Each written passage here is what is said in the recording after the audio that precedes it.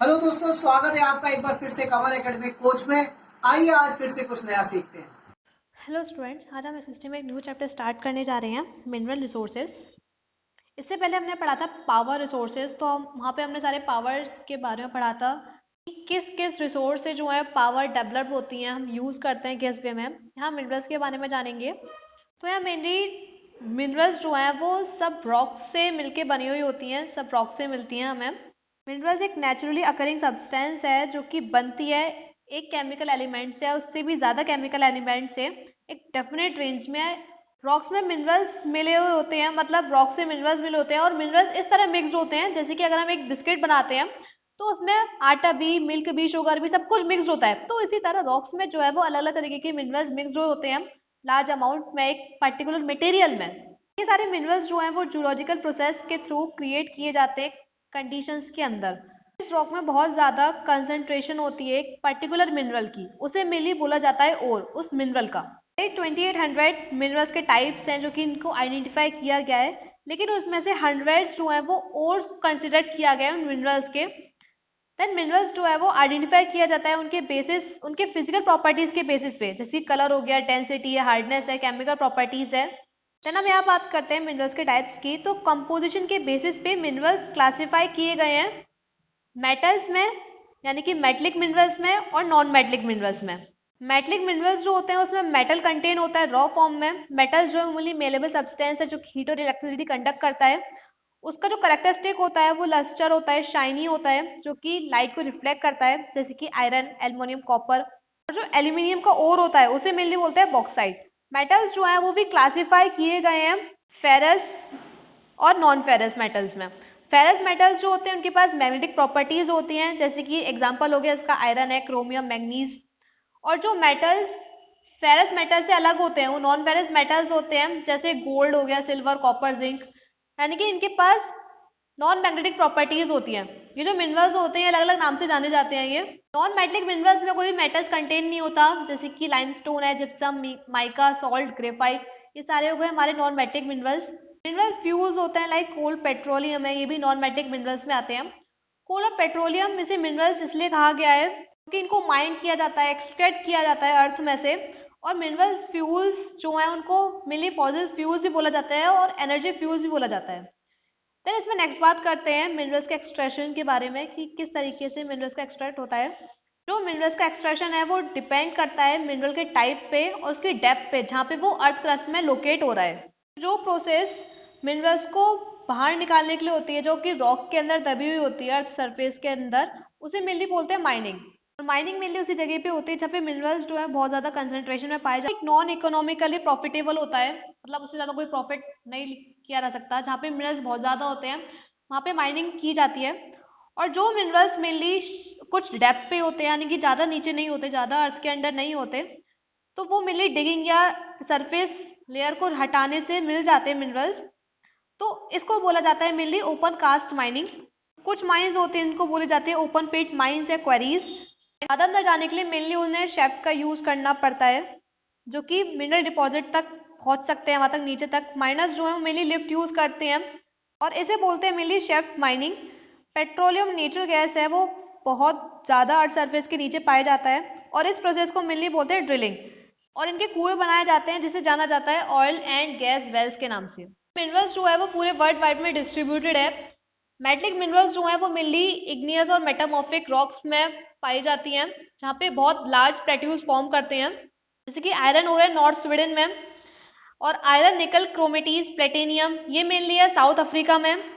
Copper और निकल deposits होते हैं वो ओंटारियो में, कनाडा में।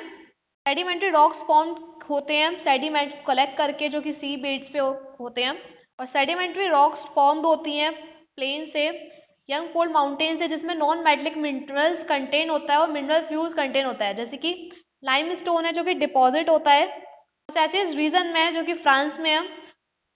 फॉस्फेट बीड्स अल्जीरिया में। ऑयल जो है वो वेस्ट एशिया में। देन यहाँ पे सारे अलग अलग कॉन्टिनेंट्स के बारे में बताया है किसमें कौन सा मिनरल डिपॉजिट्स होता है, जैसे कि एशिया है, एशिया में आता है हमारा चाइना, मलेशिया, इंडोनेशिया। जैसे हमें मेनली टिन मिलता है। चाइना जो है वहाँ पे प्रोडक्शन होता है लेड का भी, एंटीमनी, टंगस्टन।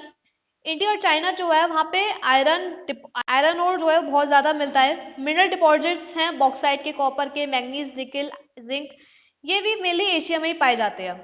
देन यूरोप की बात आती है, यूरोप में आता है हमारा रशिया, यूक्रेन, फ्रांस, स्वीडन, इनमें भी बहुत ज़्यादा आयरन और डिपॉजिट्स होते हैं। मिनरल डिपॉजिट्स होते हैं कॉपर के, लीड, जिंक, मैंगनीज, निकल, ये सारे भी पाए जाते हैं ईस्टर्न यूरोप में और यूरोपियन एशिया में। देन अफ्रीका की बात आती है, अफ्रीका जो है वो वर्ल्ड का सबसे लार्जेस्ट प्रोड्यूसर है डायमंड्स का, प्लेटिनियम और गोल्ड का। जो सबसे बड़ा पोर्शन है पूरे वर्ल्ड गोल्ड का वो मेनली प्रोड्यूस किया जाता है साउथ अफ्रीका में, जिम्बाब्वे और ज़ैरी में। और जिस मिनरल्स में मेनली कॉपर कंटेन होता है, आयरन कंटेन होता है, एल्युमिनियम होता है, क्रोमियम, कोबाल्ट, यूरेनियम, ये सब फाउंड होते हैं, ये मेनली अफ्रीका में पाए जाते हैं। और जो मिनरल ऑयल जो फाउंड होता है वो मेनली लिबिया, नाइजीरिया, एंजोला में पाए जाते हैं। देन नॉर्थ अमेरिका तो ओर्स हैं आयरन के, निपिल, गोल्ड, कॉपर, यूरेनियम, ये मेनली एक्सट्रैक्ट किए जाते हैं कैनेडियन शील्ड रीजन्स में। कोल जो है वो एपेलेचियन रीजन में होते हैं। वेस्टर्न कॉर्डिलर्स यानी कि माउंटेन रेंजेस जो होते हैं उनके पास बहुत सारे डिपॉजिट्स होते हैं gold, copper, silver, lead, zinc के। देन नेक्स्ट आता है साउथ अमेरिका, वहाँ पे ब्राज़ील और बोलीविया जो है वो वर्ल्ड का सबसे बड़ा प्रोड्यूसर है, लार्जेस्ट प्रोड्यूसर है टिन का। चील और पेरू जो है वो लीडिंग प्रोड्यूसर हैं कॉपर्स के। ब्राजील जो है वो हाई प्रोड्यूसर है आयरन ओर का। Bauxite, mica, manganese, zinc, chromium, इन सब के बहुत बड़े बड़े डिपॉजिट्स मिलते हैं, सिल्वर, गोल्ड, प्लेटिनियम, डायमंड, ये भी मिले पाए जाते हैं साउथ अमेरिका में। ऑयल जो है वो वेनेजुला, अर्जेंटीना, चाइल, पेरू, कोलंबिया, इन सब चीज़ में पाई जाती हैं। देन ऑस्ट्रेलिया जो है वो मेनली सबसे लार्जेस्ट प्रोड्यूसर है बॉक्साइट का पूरे वर्ल्ड में। लीडिंग प्रोड्यूसर है गोल्ड, डायमंड, आयरन ओर, टिंक और निकिल का। कालगोल्डी और कोलगार्डी वेस्टर्न ऑस्ट्रेलिया में जो है वो लार्जेस्ट डिपॉजिट्स हैं गोल्ड के वहाँ पे। ऑस्ट्रेलिया जो है वो भी कॉपर ज़्यादा है वहाँ पे, लेड, जिंक, मैग्नीज, इन सब चीज़ में बहुत रिच है ये ऑस्ट्रेलिया। देन एंटार्क्टिका जो है वो वहाँ पे iron ore, gold, silver, oil, coal, ये सब प्रेजेंट है कुछ कुछ क्वांटिटीज़ में। देन नेक्स्ट आता है distribution of minerals in India. यहाँ पे जो मिनरल्स हैं एक पूरा चार्ट बना के दिखाया गया कि कहाँ पे मिनरल्स जो है डिस्ट्रीब्यूटेड है। जैसे आयरन है झारखंड, उड़ीसा, छत्तीसगढ़, मध्य प्रदेश, महाराष्ट्र, गोवा, कर्नाटका, यहाँ पे सब ये सारी लोकेशन है आयरन की। इसी तरह सबका बताया गया bauxite, copper, manganese, gold, mica, मतलब ये कहाँ कहाँ पे पाए जाते हैं। देन हम नेक्स्ट बात करते हैं मिनरल्स के यूजेस की। मिनरल्स जो है वो मैन्युफैक्चरिंग में यूजेस होता है। मैन्युफैक्चरिंग मतलब यहाँ पे आया यूटेंसिल्स बनाने के लिए, मशीनरी बनाने के लिए, बिल्डिंग मटेरियल्स के लिए, फर्टिलाइजर्स के लिए, जैसे कि कॉपर और स्टील जो है वो हर चीज़ में यूज होती है, कॉइन से लेके पाइप्स तक के लिए। सिलिकॉन जो है वो क्वार्ट्ज से ऑब्टेन्ड होते हैं जो कि कंप्यूटर्स वगैरह में यूज़ की जाती है। एल्युमिनियम जो है वो बॉक्साइट से ऑब्टेन्ड होती है जो कि ऑटोमोबाइल्स और एरोप्लेन्स, कुकिंग यूटेंसिल्स, बिल्डिंग्स, इन सब चीज़ में यूज़ की जाती है। कलर्ड और ट्रांसपेरेंट हार्ड मिनरल्स जो होते हैं वो जेम्स में यूज़ की जाते हैं, ज्वेलरीज में। कोल, पेट्रोलियम, नेचुरल गैस, ये प्रिंसिपल एनर्जी रिसोर्सेज का। और मिनरल्स जो होते हैं लाइक क्ले है, gypsum, quartz, sand, limestone, mica, इनके भी काफ़ी यूजेस हैं। देन नेक्स्ट बात आती है मिनरल्स के कंजर्वेशन के बारे में। तो नेचर में जो मिनरल्स है वो मेनली लिमिटेड है, ये नॉन रिन्यूएबल है, इनको कई थाउजेंड्स से मिलियंस ईयर्स लग जाते हैं फॉर्म्ड होने में। इनकी जो फॉर्मेशन की रेट होती है बहुत कम होती है, जिसके थ्रू से जो कंज्यूम करने की रेट होती है उससे कई ज़्यादा कम होती है फॉर्मेशन की रेट। जो डेवलप कंट्रीज होते हैं जस्ट 10% जो वर्ल्ड पॉपुलेशन होती है वो 70% यूज़ कर लेती हैं एल्युमिनियम, कॉपर, निकल, जो कि वर्ल्ड से एक्सट्रैक्ट किए जाते हैं।